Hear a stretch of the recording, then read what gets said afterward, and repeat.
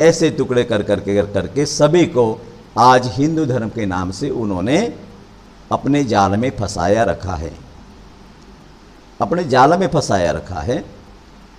और ऐसा फंसाया रखा है, ऐसा फंसाया रखा है कि उनके सोच दिमाग पर इतना कब्जा कर लिया है, इतना कब्जा कर लिया है कि वो सारी उम्र तक उनके कब्जे से ना निकले। तो कहीं काल्पनिक ईश्वर उन्होंने बनाए हैं जो भगवान बुद्ध के काल में किसी, जो आज कई तरह के देव दिखते हैं, यानी भगवान जिसे ईश्वर कहते हैं, उनके जो आज रूप दिखते हैं, जो देवियाँ हैं उनके आज जो रूप दिखते हैं, वो तो भगवान बुद्ध के समय में इनका नाम भी नहीं था और इनका रूप भी नहीं था। तो अचानक से आज कैसा आ गया? उस ज़माने में जितने आज जिस ईश्वर का नाम लेते हैं या जिस देवी लोगों का नाम लेते हैं, जिसका कोई इतिहास नहीं है और जिसका कोई सबूत नहीं है कि ये कहाँ इन्होंने जन्म पाया है, और जन्म पाने के बाद यानी उनको मृत्यु आया नहीं आया, या अमर है तो कहाँ है, इसी का किसी प्रकार का पता नहीं है, किसी प्रकार का पता नहीं। जो जिसे काल्पनिक कहते हैं, असत्य कहते हैं, झूठा कहते हैं, सारी झूठी बातें बनाकर यहाँ पर ईश्वर का रूप देकर, और वो ईश्वर का रूप देकर, और वो ईश्वर का रूप हर जितने भी हिंदू लोग हैं ईश्वर के नाम पर,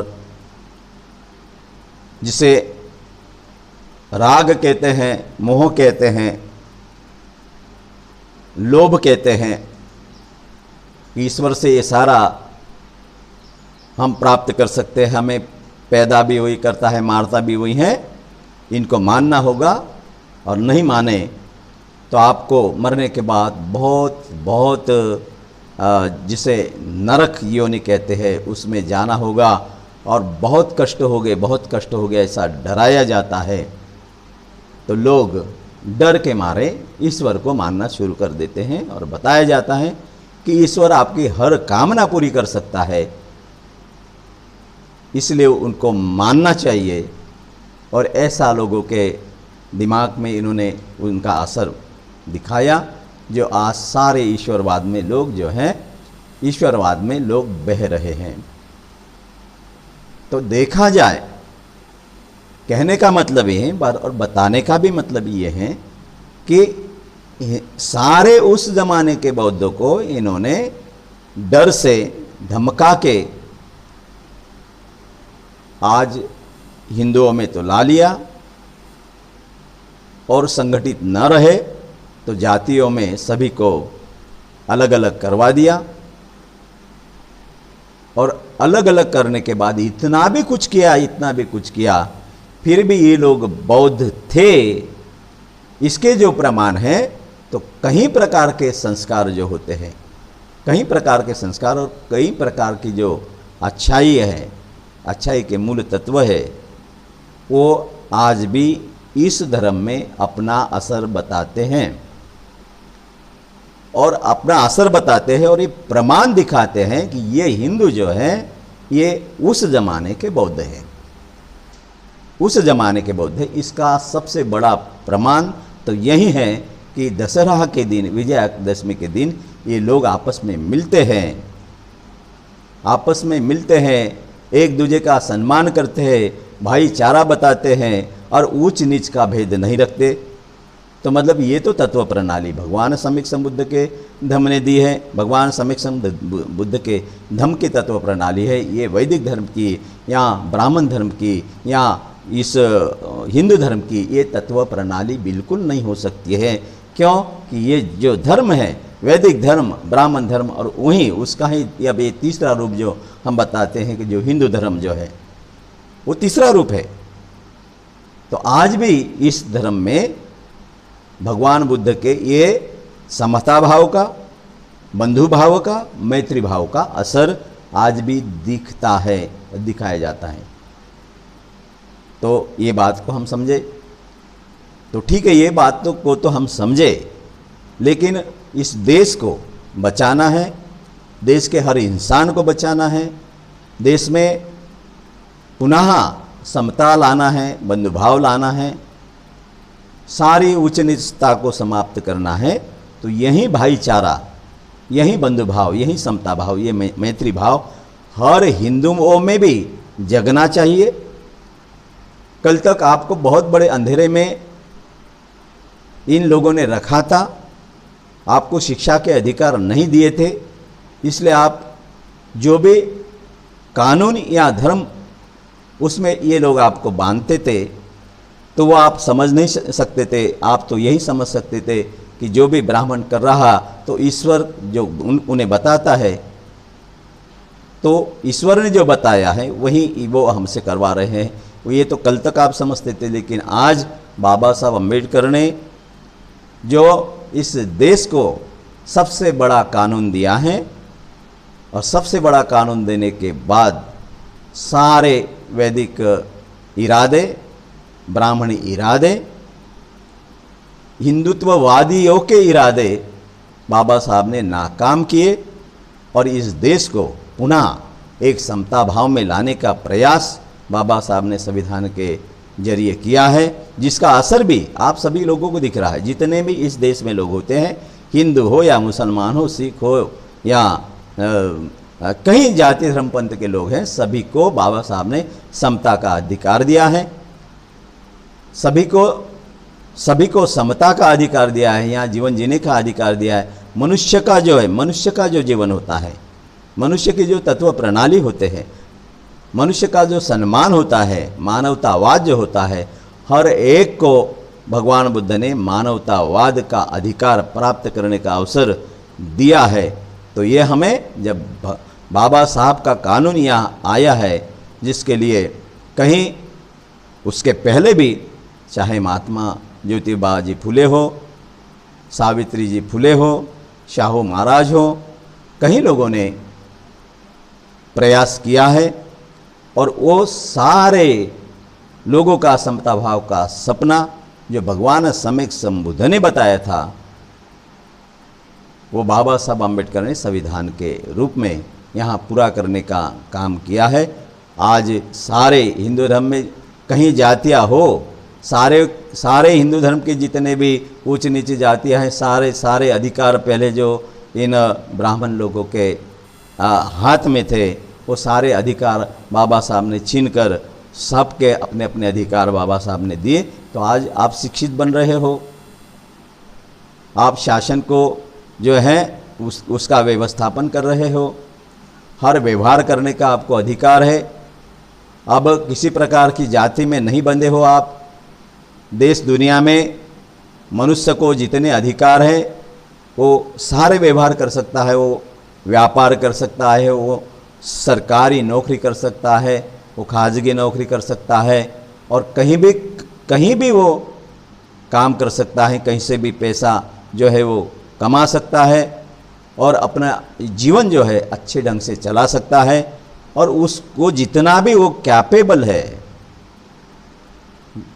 जितना उसे उसके बुद्धि का विकास करते आता है, वो शिक्षा प्राप्त करवा सकता है, और वो शिक्षा ले सकता है और शिक्षित बन सकता है। ये सारे अवसर जो है, ये सारे अवसर बाबा साहब ने आपको दिए। मतलब आज आपको समझने का मौका प्राप्त हो गया है। इसलिए आज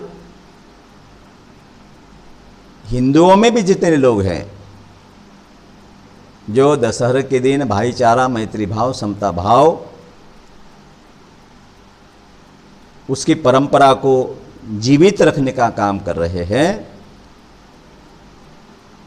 तो मैं उन्हें तो ये परंपरा जीवित रखने के लिए जो भगवान बुद्ध के धम्म से प्राप्त हुई है, और वो परंपरा से, वही परंपरा से आप यहाँ पर आज भी जीवित हो, तो मैं तो बड़ी आपके प्रति आपको शुभकामना भी दूंगा, और आपके प्रति मैत्री भाव भी करूँगा। लेकिन आज आप समझे कि ये देश को अगर बचाना है देश के हर इंसान को बचाना है। आज जो जिस देश में बड़ी भयानक परिस्थिति है, कठिन परिस्थिति है, ये सारे परिस्थितियों को अगर बदलाना है, इंसान जो धोखा पा सकता है, संकट में आ सकता है, ये सारे चित्र को अगर बदलाना है तो जो आप विजयादशमी को मैत्री भाव का परंपरा चलाते हो, ये मैत्री भाव का परंपरा, समता भाव का परंपरा, बंधु भाव का जो परंपरा है, ये परंपरा भगवान बुद्ध से सभी को प्राप्त हुई है। तो आप सभी को पुनः भगवान बुद्ध को समझने का मौका जो है, आप शिक्षित बन रहे हो। अब शिक्षित बनने के बाद आपको जिस जिस बंधन में इन वैदिक धर्मों में धर्म के लोगों ने रखा है, तो इसको आपको अभी समझना होगा और उस बंधन से आपको मुक्त होना होगा, आज़ाद होना होगा। और इस मनुष्यता जो है उसे बचाना होगा, ताकि सब यहाँ सुख से रहे, कल्याण से रहे। और इसीलिए मैं जो भगवान बुद्ध के धर्म को मानते हैं, आज उस धर्म के अनुयायी हैं, जो खुद को बौद्ध कहते हैं, तो वो भी विजयादशमी का मतलब समझे कि विजयादशमी जो है, ये विजयादशमी है भगवान सम्यक संबुद्ध ने इस दुनिया पर दसों दिशा पर जो विजय प्राप्त किया है, मतलब अंधकार को दूर किया है और प्रकाशमान किया है, ये जीत है उनकी। और जिससे इस प्रकाशमान होने के वजह से इस दुनिया के सारे लोग मंगलमय जीवन जिए, खुशी से रहे, आनंदित रहे, प्रसन्नता से रहे, सारे दुखों से, सारे भयों से, सारे विकारों से मुक्त हो जावे। ये विजयादशमी है, ये जीत है। सारे विकारों पर जीते, सारे मार सेनाओं पर जीते, सारे दुख उत्पन्न करने वाले कारणों पर जीत है। उसका निर्दालन करने का अवसर, यही हमारी जीत है। इस सारे दुख से मुक्त होने का जो विजय मार्ग हमें मिला है, वे विजय है। तो ये 10 दिशाओं का विजय है। ये 10 दिशाओं का विजय, विजयादशमी का ये जो परंपरा है, ये हमने भी, जो बौद्ध खुद कहते हैं, उन्होंने भी बड़े ढंग से इस अवसर में सभी लोगों से समता भाव कैसा बढ़े, बंधु भाव कैसा बढ़े, आपस में, समाज में, लोगों में, हर लोगों में, यहाँ का जातिवाद कैसा मिटे, यहाँ का धर्मवाद जो है भड़क रहा है, उसको कैसा मिटाया जाए। और भगवान बुद्ध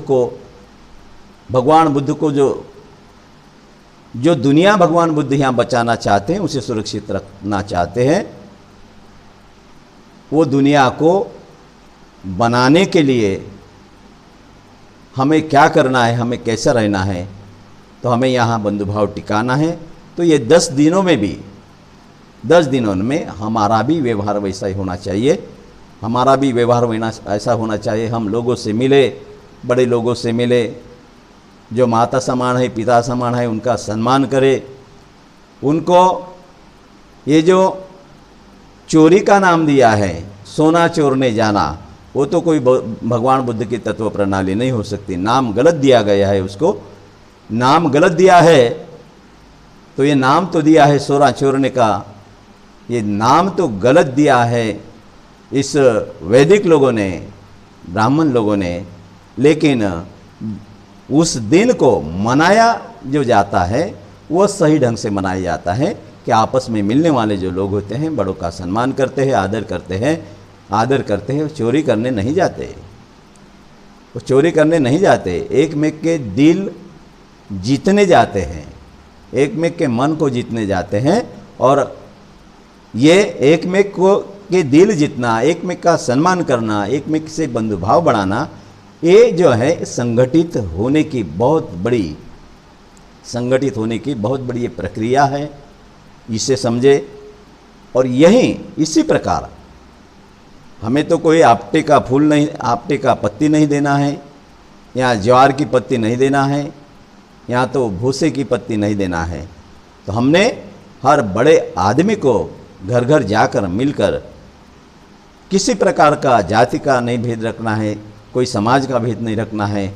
हर जाति के घर को जाकर इस धम्मचक्र परिवर्तन दिवस के अवसर पर ये 10 दिन जो विजयादशमी कही जाती है, ये महोत्सव जो है धम्मचक्र परिवर्तन दिन का ही महोत्सव है। तो ऐसे ये 10 दिनों में जो भगवान बुद्ध के अनुयायी खुद को मानते हैं, समझते हैं, तो उन्होंने भी हर घर जाकर हर पिता समान माता समान जो लोग होते हैं उनको पुष्प देकर, फूल देकर, कहीं आपटे की पत्ती नहीं देना चाहिए, कहीं ये देना चाहिए तो फूल देकर स्वागत करें। फूल देकर सम्मान करना, फूल देकर स्वागत करना, यही बौद्ध परंपरा है, यही बौद्ध परंपरा है। पत्ती देकर नहीं, यानी पत्ती लोगों को नहीं देना है, पत्ती लोगों को नहीं देना है, और पत्ती लोगों को देना और जो उसका सही ढंग से पत्ती अगर छोड़े तो जिसे हम उत्पादन कहते हैं, उत्पादन कहते हैं, यानी जिससे धन बढ़ता है, जिस पर हम जीवित रहते हैं, तो वो माल अपने घर को ले जाना है। ये चोरी हो सकती है कि लोगों को पत्ती देना, लोगों को पत्ती देना और फल अपने घर ले जाना है। भगवान बुद्ध का धर्म ये नहीं सिखाता है।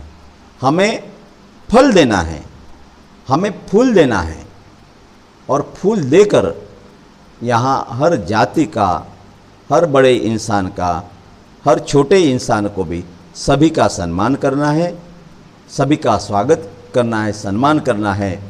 आपस में भाईचारा बढ़ाना है, आपस में समता भाव बढ़ाना है, ताकि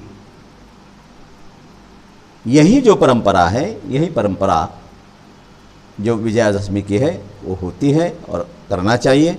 इसलिए मैं सारे बौद्ध अनुयायियों को भी यहाँ ये बात बताना चाहूँगा और उनसे ये आग्रह करना चाहूँगा कि आप भी लोग घर घर जावे, घर को किसी जाति का घर न देखे, किसी समाज का घर न देखे, गांव का भाईचारा बनाए, मोहल्ले का भाईचारा बनाए, सबसे मिले, जो माता पिता समान होते हैं उनको फूल देकर उनका आदर सत्कार करे, और जो अपने समान है, अपने उम्र के हैं, उनका भी आदर सत्कार करे, छोटों का आशीर्वाद दे और छोटों को भी वो परंपरा सिखाए, और सभी आपस में मिलकर भाई बंधु भाव, मैत्री भाव को जो है जितना बढ़ावा देते आता है उतना बढ़ावा देना चाहिए। और यही बहुत अच्छी मानवतावाद को इकट्ठा रखना, मानवतावाद को सही सलामत रखना, सुरक्षित रखना, एक में के प्रति जो आपस में वैर भाव है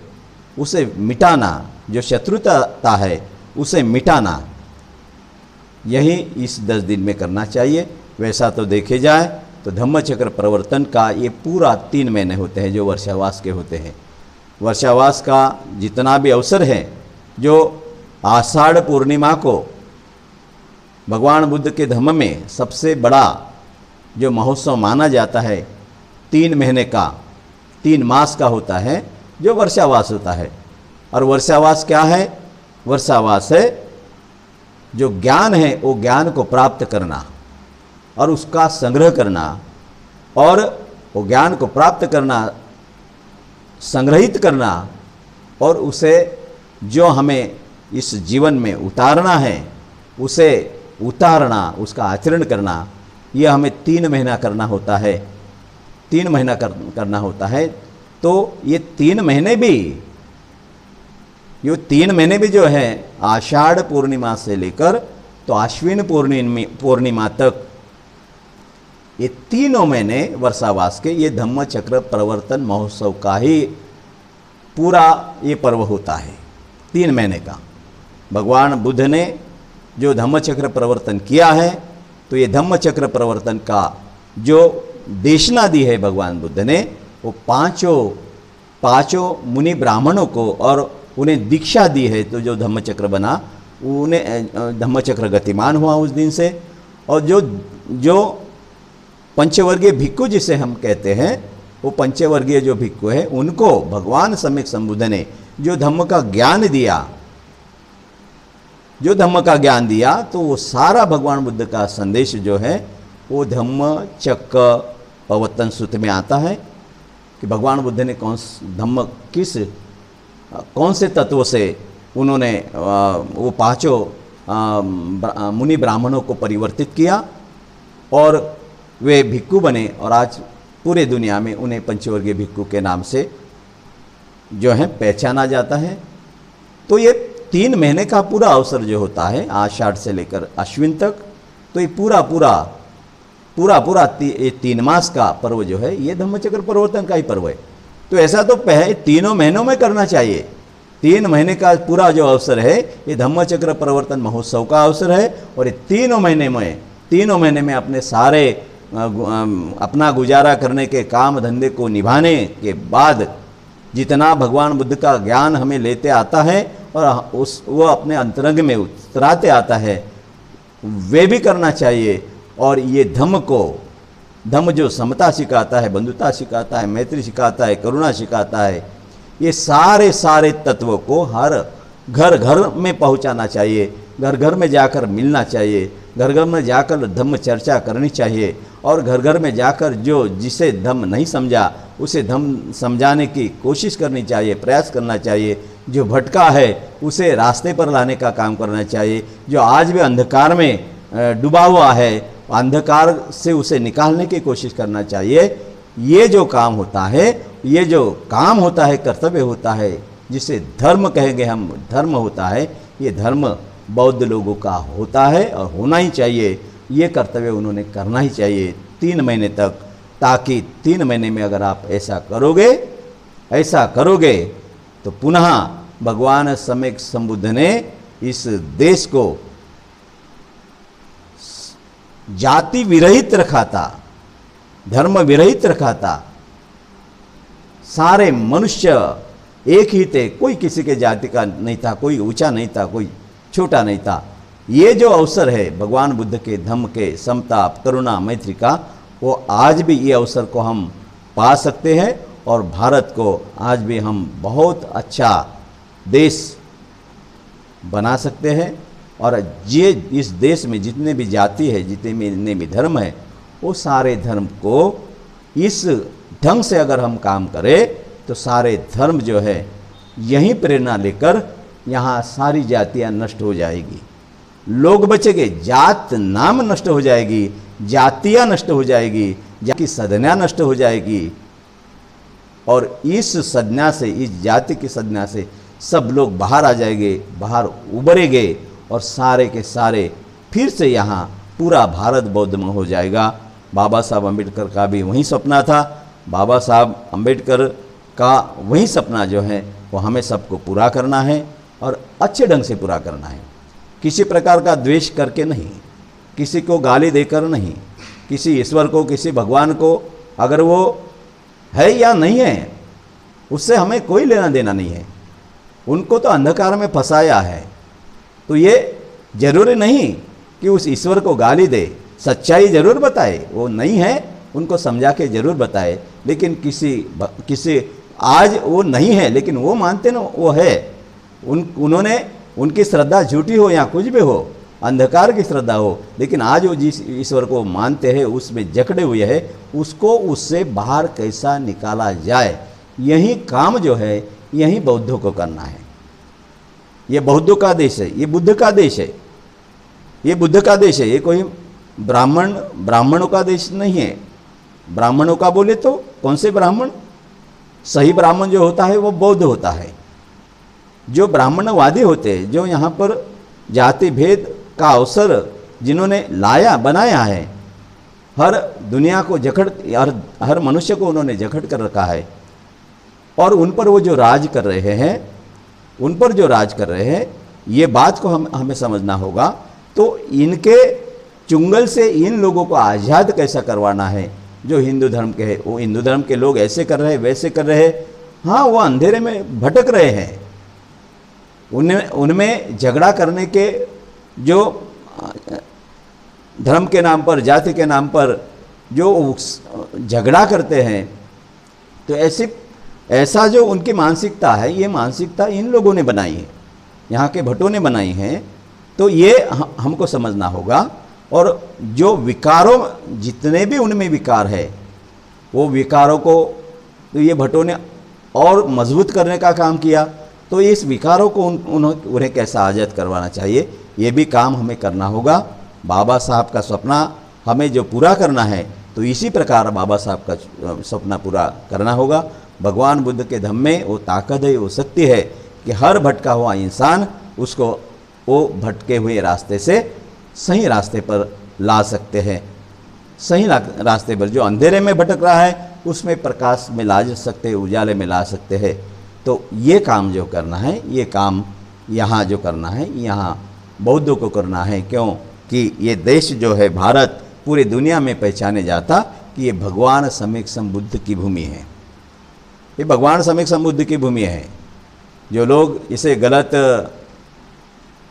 गलत रास्ते पर ले जाने की कोशिश कर रहे हैं, उनके इरादों को भी हमने सोचना चाहिए। ये हिंदू राष्ट्र बने, हिंदू राष्ट्र बने, ये हिंदू कोई संस्कृति नहीं है, या हिंदू कोई धर्म नहीं है, या ये हिंदू राष्ट्र नहीं बन सकता कि ये राष्ट्र जो है ये बुद्ध का राष्ट्र है। हिंदू कोई तत्व प्रणाली नहीं है, और हिंदू धर्म का कोई संस्थापक नहीं है। हिंदू धर्म को ये जो नाम दिया है, तो जो राज कर रहे जो भट्ट लोग हैं, उन्होंने ये नाम दिया है। और ये तीसरा नाम है, जो पहले वैदिक धर्म के नाम से ये यहाँ पर राज करता था, और जब वो वैदिक धर्म बदनाम हो गया तो ब्राह्मण धर्म में परिवर्तित हो गया, और जब ब्राह्मण बदनाम हो गया तो उसको हिंदू धर्म में परिवर्तित किया, और आप सबको बता दिया कि आप हिंदू हो और हम आपके प्रमुख हैं। वे आपके प्रमुख, हिंदू धर्म के प्रमुख बन गए, ठेकेदार बन गए, और आप उन ठेकेदारों के मोल, जिसे मोल कर कहते हैं, गुलाम कहते हैं, वो सारे हिंदू उन भट्टों के, उन ब्राह्मणों के गुलाम बन गए हैं। तो इनको गुलामी से आज़ाद करवाना है, और गुलामी से आज़ाद करने के लिए बहुत बड़ा प्रयास हमको भी करना पड़ेगा। तो ये धम्मचक्र प्रवर्तन जो है, धम्मचक्र प्रवर्तन का मतलब ये है कि सारे अंधकार को मिटाना, और सारे अंधकार में जो जितने भी लोग भटक रहे हैं उनको प्रकाशमान करना, उनको उजाले में लाना। तो यही बौद्ध धर्म को मानने वाले जो भी उपासक है, जो समाज के कार्यकर्ता है, यहाँ तो हर क्षेत्र के कार्यकर्ता, राजनीति में हो, समाज कार्य में हो, या धर्म कार्य करते हो, वो भगवान बुद्ध के नीतिमत्ता पर काम करे, और हर क्षेत्र में काम करते समय यहाँ ये बुद्ध भूमि को कैसा बचाया जाए और कैसा सुरक्षित रखना चाहिए, यही काम करना होगा। तो ये परंपरा को अच्छे ढंग से निभाने के लिए हर इंसान का जो मन है उसको जीतने के लिए सही ढंग से जो हमें काम करना होता है, ये काम करने का अवसर ये धम्म चक्र प्रवर्तन दिन, वो एक दिन को नहीं मनाना चाहिए। ये धम्म चक्र प्रवर्तन दिन को, ये 10 दिन का तो बहुत बड़ा महोत्सव है। बड़े ढंग से, अच्छे ढंग से बोले तो समाज इकट्ठी तो अंधकार से दूर हो, ये ढंग से उसे ये उत्सव को मनाना चाहिए। और इतना ही नहीं तो मैं तो यही कहूँगा कि ये धम्मचक्र प्रवर्तन 3 महीने का पर्व होता है। बहुत बड़ा मौका हमें मिलता है। तो ये 3 महीने में हम इस देश में भटके हुए लोगों को, अंधकार में डूबे हुए लोगों को, बहुत सारे लोगों को बाहर निकाल सकते हैं। तो यही मतलब होता है धम्मचक्र प्रवर्तन का।